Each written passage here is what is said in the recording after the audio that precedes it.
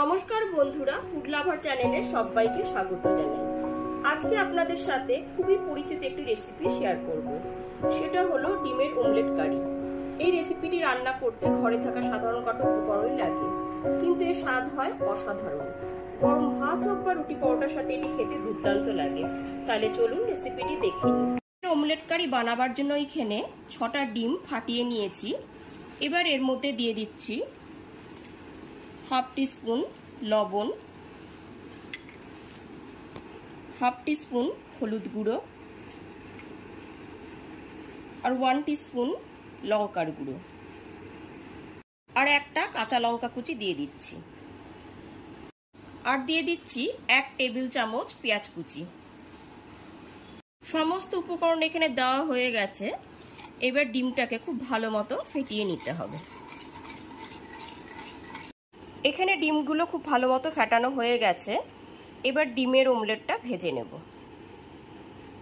ডিমের অমলেট কারি বানাবার জন্য এখানে 2টো আলু নিয়ে নিয়েছি। আলুটার খোসাটা ছাড়িয়ে এরকম ডুমো করে কেটে নিয়েছি। এখানে 3টে মিডিয়াম সাইজের পেঁয়াজটাকে আমি টুকরো করে কেটে রেখেছি।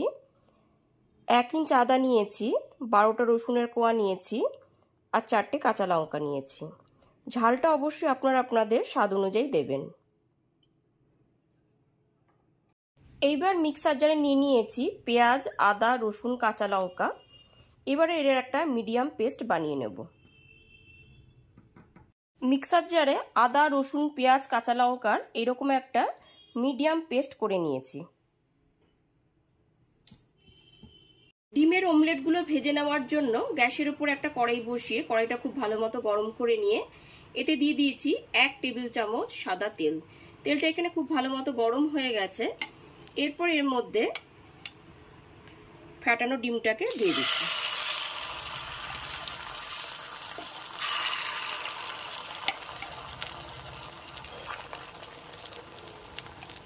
ডিমটা দেওয়ার পর 20 থেকে 30 সেকেন্ড পরে একটু গরম হয়ে যাওয়ার পর ঠিক এই রকম ভাবে উল্টে দিতে হবে। দেখুন, ঠিক এই রকম পাটিসাপটা পিঠার মতন এই রকম ভাবে ফোল্ড করে নিতে হবে। এই রকম ভাবে ফোল্ড করে নেওয়ার পর একদিকটা হয়ে গেলে পরে অপর পিঠটা উল্টে ভেজে নেব। একই রকম ভাবে 1 টেবিল চামচ সাদা তেল দেওয়ার পর তেলটা ভালো মতো গরম করে নেওয়ার পর 3 হাতা ফেটানো ডিম আমি দিয়ে দিয়েছি। এবার গ্যাসের ফ্লেমটা মিডিয়ামে রেখে অমলেটটা ভেজে নেব। ডিমের অমলেটটা সম্পূর্ণভাবে ভেজে নেওয়ার পর ঠিক এই রকম ভাবে ফোল্ড করে নিয়েছি। ফোল্ড করে নেওয়ার পর গরম অবস্থাতেই ঠিক এই রকম ভাবে পিস পিস করে কেটে নিতে হবে। সমস্ত অমলেটগুলো ভেজে নেওয়ার পর গরম অবস্থাতেই খুন্তি দিয়ে এইরকম মাঝারি মাপের করে কেটে নিয়েছি। তবে আপনারা আপনাদের পছন্দ মতো সাইজ করে কেটে নেবেন। রান্নাটা করবার জন্য একটা কড়াইতে দিয়ে দিয়েছি 3 টেবিল চামচ সর্ষের তেল। তেলটা এখানে খুব ভালো মতো গরম হয়ে গেছে। রান্নাটা আমি সর্ষের তেলেই করছি। এরপর এর মধ্যে ডুমো করে কেটে রাখা আলু টুকরোগুলোকে দিয়ে দিচ্ছি। কেটে রাখা আলু টুকরোগুলো দিয়ে দেওয়ার পর এর মধ্যে দিয়ে দিচ্ছি হাফ টিস্পুন লবণ আর হাফ টিস্পুন হলুদ গুঁড়ো।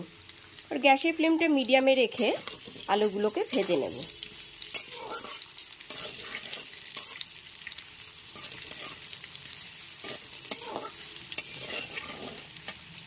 গ্যাসের ফ্লেমটা মিডিয়ামে রেখে 3 থেকে 4 মিনিট ধরে আলুগুলো লাল করে ভেজে নিয়েছি। আলুগুলো এখানে ভাজা হয়ে গেছে। এবার আলুগুলো তেল থেকে তুলে নেব। সমস্ত আলুগুলো ভেজে তুলে নেওয়ার পর ওই একই তেলের মধ্যে দিয়ে দিচ্ছি 1 টিস্পুন গোটা জিরে, একটা তেজপাতা। তেজপাতাটা আমি ফাটিয়ে দিয়েছি। আর দিয়ে দিচ্ছি গোটা গরম মশলা।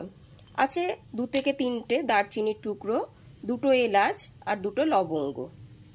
এবার গ্যাসের ফ্লেমটা লোতে রেখে সমস্ত ফোড়নটাকে ভেজে নিতে হবে।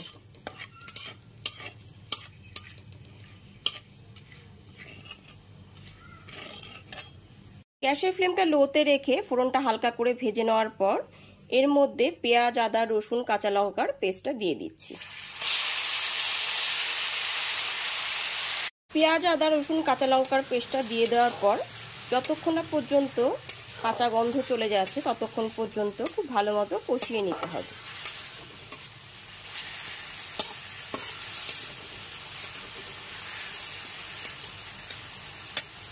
পেঁয়াজ, আদা, রসুন, কাঁচা লঙ্কার পেস্টটা 4 থেকে 5 মিনিট ধরে গ্যাসের ফ্লেমটা মিডিয়ামে রেখে খুব ভালো মতো কষিয়ে নিয়েছি। আর এটা থেকে কাঁচা গন্ধ চলে গেছে। এরপর এর মধ্যে একটা মিডিয়াম সাইজের টমেটো পেস্ট দিয়ে দিলাম। টমেটো পেস্টটা দেওয়ার পরও খুব ভালো মতো কষিয়ে নিতে হবে।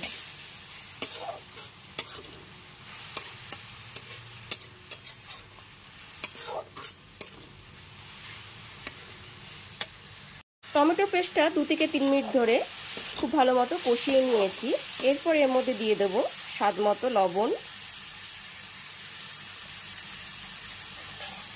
দিয়ে দিচ্ছি হাফ টিস্পুন হলুদ গুঁড়ো,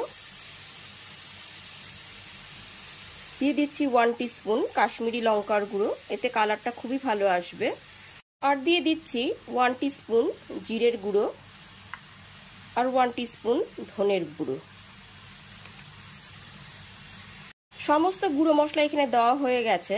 এবার গুঁড়ো মশলাটা যাতে পুড়ে না যায় তার জন্য সামান্য একটু জল দিয়ে খুব ভালো মতো কষিয়ে নেব। গুঁড়ো মশলাগুলো মশলার সাথে খুব ভালো মতো মিশিয়ে নেওয়ার পর এর মধ্যে দিয়ে দিচ্ছি 1 টিস্পুন চিনি। চিনিটা স্বাদটাকে ব্যালেন্স করবে। চিনিটা দিয়ে খুব ভালো মতো মিশিয়ে নিতে হবে।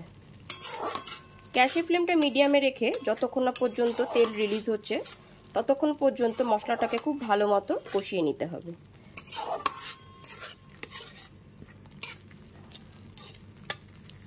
মশলাটা কষাতে কষাতে এর মধ্যে ভেজে রাখা আলুগুলো দিয়ে দিচ্ছি।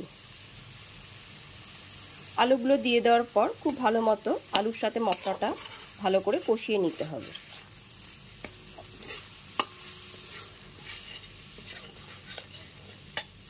গ্যাসের ফ্লেমটা মিডিয়ামে রেখে বেশ কিছুক্ষণ ধরে মশলাটা খুব ভালো মতো আলুর সাথে কষিয়ে নিয়েছি। মশলাটা থেকে তেলও রিলিজ হয়ে গেছে।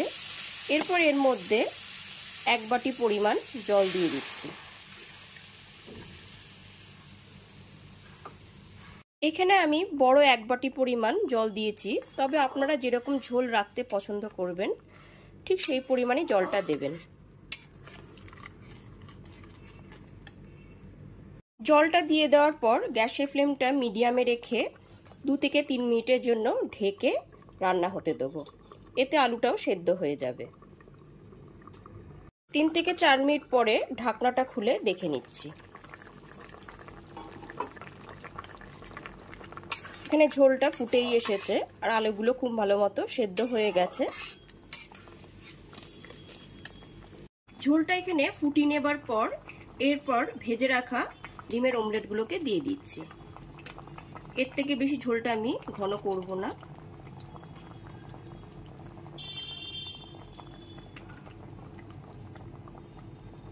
সমস্ত ভেজে রাখা অমলেটগুলো দিয়ে দেওয়ার পর এর মধ্যে দিয়ে দিচ্ছি 2টো চেরা কাঁচা লঙ্কা।